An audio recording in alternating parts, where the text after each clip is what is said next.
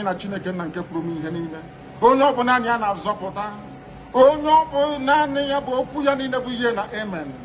Anyị wee na-asị ezi ebube dị ngọzi na n'ụtụtụ na-eja mma na nsọpụrụ site n'ebighị ebi ma ruo n'ebighị ebi. Ise, ise, ise. Welcome, my amazing viewers. Thank you so much for joining me on my program once again. I appreciate you wherever you are joining from. If you have not subscribed to my channel, please kindly subscribe to my channel.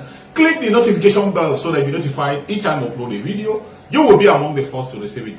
Thank you so much and remain blessed. If you are joining me from Africa, Asia, Europe, America, Australia, or any part of the world, I thank you very much for your contribution. Please, each time you watch my video, go to the comment section and put down your comments.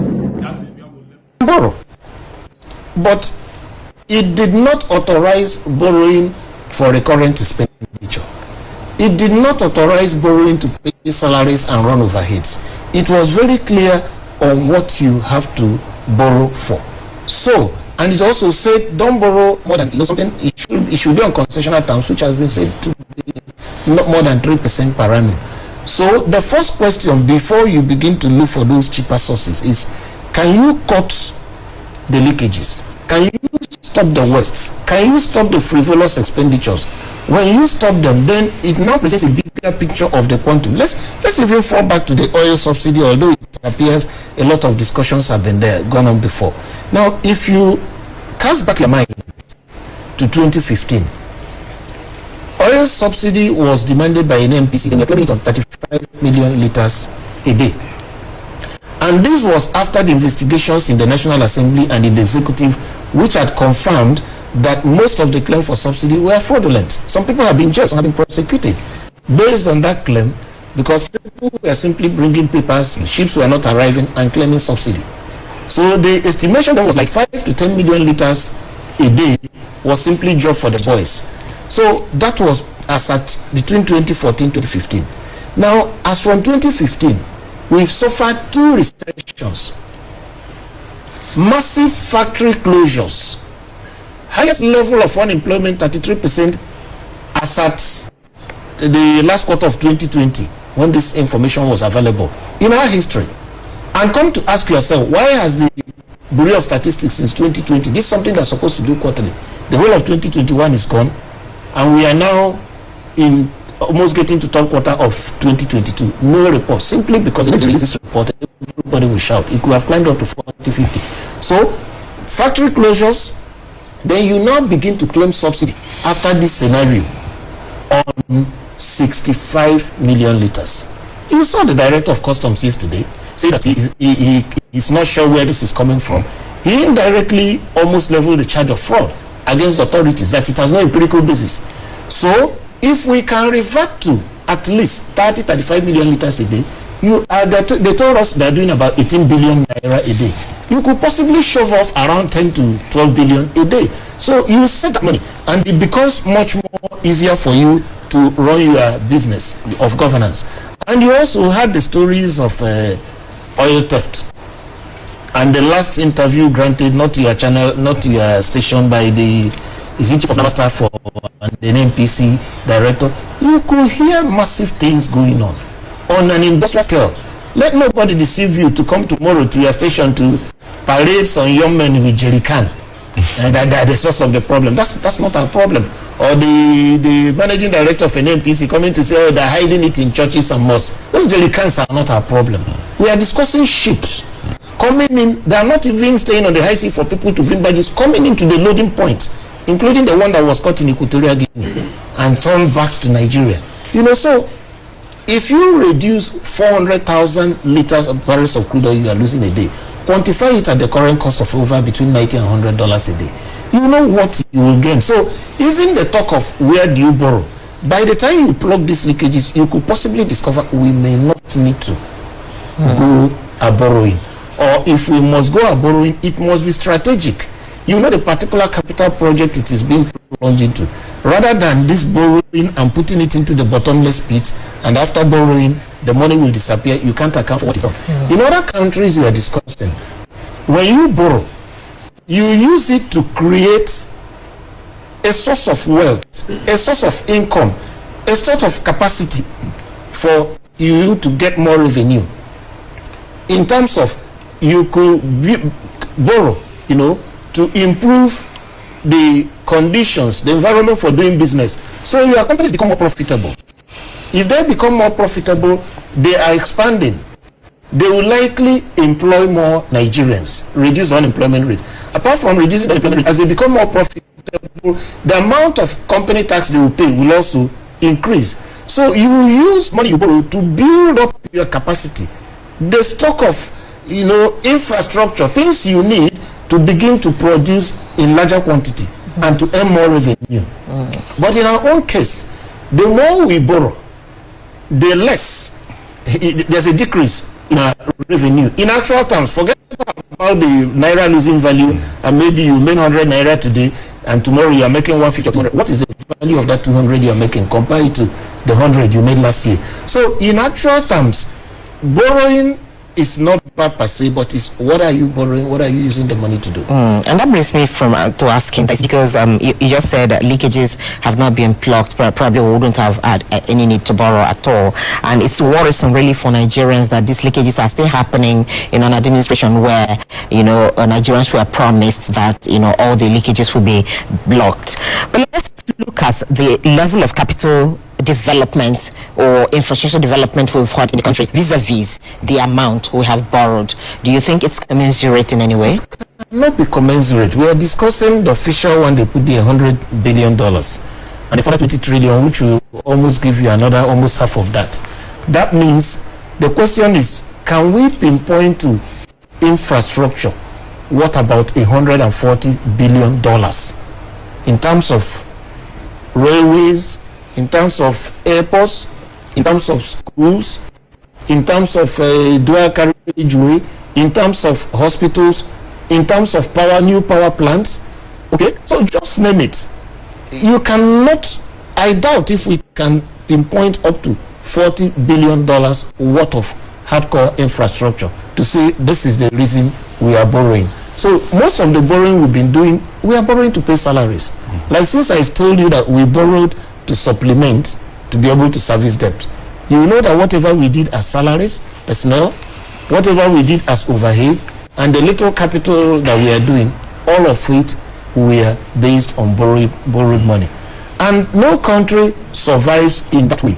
So the only thing to do is that hard decisions need to be taken. Very hard decisions. So talking about hard decisions, at this time, the IMF, the World Bank is advising the Nigerian authorities to remove fuel subsidy. Of course, you look at the figures, $18 billion a day, which amounts to about 6 trillion naira a year. Do you think this fuel subsidy regime is still sustainable? I think we need to remove the IMF and the World Bank from this picture. Nigeria belongs to us. We elect our leaders. They should manage our money, all right, our resources. The outsider in the IMF and World Bank comes to make suggestions to you when you have managed your family and your resources and you are going a borrowing to a third party, and he says, he now starts suggesting to you where you should cut down. For me, if you remove the IMF and World Bank, it doesn't make sense that we are borrowing to subsidize consumption. If we must borrow, if we must put a subsidy, it must be a subsidy on production. Our refineries are not working. For every subsidy you offer and things you do, you are subsidizing refineries or putting jobs and profits in other countries. Why don't we just persevere a little? Okay, first of all, part of why this subsidy debate is, is to some people, they don't want to hear about it, is because they see this money being wasted, like the analysis I made. If it becomes true that there's a subsidy and everybody sees a clear and transparent process of calculating it, and we say it is only, instead of 18 billion, it comes up to 2 or 3 or 4 billion a day, we can manage it. Even if we can manage it and it's transparent, everybody understands, it is easier to ask the common people of Nigeria to make sacrifices, to say, okay, let's start buying petroleum let's start buying oil at maybe 250, 300 or 400. People can persevere. But once they see that even if they have to pay more, they are paying for somebody to now sit down and just collect unending income. Therefore, there's no way people are going to agree. So as far as I'm concerned, fuel subsidy should have gone, the actual fuel subsidy, not this contrived. Because as far as I'm concerned, from the analysis I gave you, the actual fuel subsidy may not be up to 50% of what the NPC and the cohorts there are claiming. If the actual fuel subsidy, if they're claiming 18 billion a day, may not be up to 9 billion. And I stand to be corrected, because even the Minister of Petroleum, Minister of State, has come down to say he is not in a position to ask to give us evidence of how this is calculated. The customs man said it, everybody is saying it. So who is calculating this if the people who are there are trained and sitting there?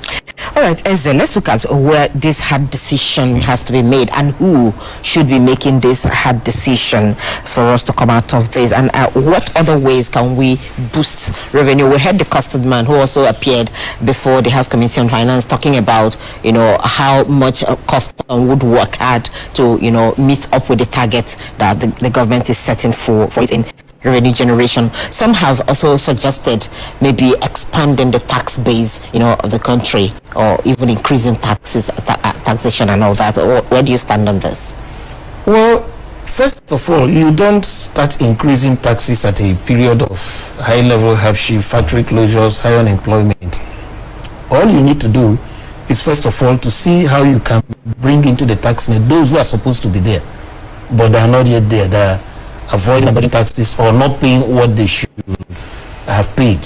So if you're able to do that, I'm sure we can increase our revenue by at least 50% if you bring in as many people as possible. And of course, even within the tax collection system, let's block all the leakages. All these big supermarkets you have here, most of the times you buy things, you see your VAT. You see your VAT. I don't know whether you've watched when they give you that printout. Where is the guarantee that all that money is being sent to the authorities? If you know the quantum of things being bought across so many shops and markets all over the Federation every day. So if you plug those leakages, then cut down things like the leakage we talked about in oil subsidy, and then if you bring back 400,000 barrels of crude oil into account every day, you can do the math. You definitely will increase your oil revenue by at least, you add up, because what we are doing now is about 1.4 million barrels a day. As a percentage, 400,000 barrels as a percentage of that 1.3, 1.4, you are going to bring in about another 30% revenue back to the Federation account of wherever it's going to come for sharing. So by the time you do these things, then you now, even the money that's accruing, you stop frivolous expenditure. The other day we were driving, one of the principal officers of the National Assembly I saw was driving on the same way with us. I counted 11 black SUVs. 11 SUVs. And when my driver stopped, I told him that whoever is driving this is insane. He said, okay, why did you say? I said, you must be insane. There's nobody who does this if he's not insane. Can you do this with your money? Do you see Dangote, the richest man in Africa, drive 11 SUVs at one point, apart from the Hilos and all the vehicles that police officials were in? You cut down those kind of stuff. You go to the villa and stop this yearly 5 billion maintenance for electrical installations. Every year we use about 5 billion to do electrical installations in the villa. And you ask me, what are those electrical installations? So we do this on a yearly basis and point out what we call frivolous, inappropriate, wasteful, and sometimes outrightly illegal expenditure. If you cut those things off, you are going to yank off maybe between 500 billion and 1 trillion from, and save it and put it into proper expenditure. All right? And then you can mobilize resources. Part of the challenge is that we have ideas of where to get money, but then we don't put the right people in the right place to manage. There are a lot of other funds that don't directly come into the budget. For instance, the National Health Insurance Authority Act, signed by President Buhari in May, says that health insurance is now compulsory for all Nigerians. What does that mean? If you can't put your rickety car on the road without insurance, you should get a health insurance. By the time you have that pool of funds coming in for the health sector, all right, and it is enforced, it's already law, it is enforced. The demand from the states in terms of money expected from the budget for healthcare may decrease a little, or that demand will no longer, that pressure will no longer be there. Since the Babangida days, we had the National Housing Fund. I'm sure in your office here, they make that deduction of an NHF. How many of you have got a house? It's a slush fund they leave for politicians.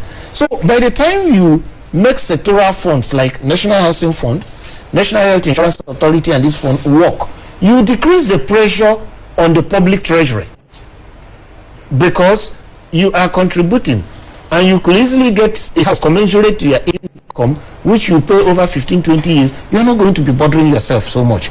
You walk into hospital by paying a little premium, 15, 20, 30,000 in a year, and you get treatment. You are going to stop the pressure on government. This will stop, you know. And the education sector, all those funds in education, you bet tertiary trust fund are properly managed and accounted for. Maybe they also demand that because we decrease a little bit. So by the time you finish doing these things, federal government will now face, if it is just all infrastructure projects, and then do that. Just before we go, still talking about tough, decisions. What, immediate tough decisions do you think governments can take right now? I recall in 2012, the administration of former President Goodluck Jonathan committee. Yes, no, I mean I'm talking about the subsidy regimes. Yes. Someone the courage to remove subsidy, but we saw how Nigerians overwhelmingly kicked against that move. Right now, as we speak, the Buhari administration is about taking another tough decision, which has to do with revisiting the Oronsoye reports. A white paper has been submitted, and government is keen on implementing that report. Of course, we know some of the recommendations of that report, which include, the scrapping and, of course, merging of some government agencies. Is that not going to, raise another, form of problem? You see, part of the challenge why these reforms become difficult to push through, or people have a pushback, is that governments have not been very transparent or laid all the cards on the table before you embark on this kind of reforms. For instance, this was subsidy removal. People are likely, Labour and a lot of Nigerians are likely to push back because they will understand it like you are asking us to pay more so that the fat cats will continue stealing. If the first starting point, let's say the first subsidy, is that you clean out this subsidy and everybody sees that it decreases from the high 65 million liters a day back to 2030, then you say, my brothers and sisters, this is it. The corruption is gone. Please, let's tighten our belt. And as a leader, you don't ask people to tighten your belt while you are living like the cows of Basham, right? You start first by tightening your own belt, and they see you leading, and then they will follow. So, that committee report, there may be a pushback if you are still doing the usual thing, driving all your convoys. The people in the National Assembly continue collecting 13 million every month or quarter and come here to defend the double face. Yet they don't want to pay lecturers more than 300,000-400,000 a month. Part of even the challenge why the reforms, like why ASU is on this thing, is like when you see yourself as a professor at the height of your career picking 300,000-400,000 a month, and you look at one young man who has no verifiable school certificate. In fact, what he has is the OG4 attempt, not even that he has English and maths combined. And he says he's entitled to pay 13 million a month. You will say, let the heavens fall. All right, that's part of the challenge. As they will continue with this discussion, really, because there's still a whole lot to unravel and then look for solutions to this. We're looking at Nigeria's debt profile, increasing debt profile, and the concerns that is generating in the economy. And Eze Onyekpere, the lead director, Center for Social Justice, is still with us, and we'll continue this discussion when we come back. Thank you so much for your patience to watch from the beginning to the end. I hope you have learned something from the video you have just watched. The video you have just watched is to bring information to your doorstep and for educational purpose. It is not to demonize anybody. Let us watch continuously and see who can be able to make a sense out of every nonsense we are seeing. We must continue. We move. It doesn't matter what they do. It doesn't matter what they say. They will kill us. Kill them. At the end of the day, Biafra is here. Thank you for watching. If you have not subscribed to the channel, please kindly subscribe to the channel. Click the notification bell so that you're notified each time I upload a video. You will be among the first to receive it. Thank you, and remember this. Bye-bye. See you again.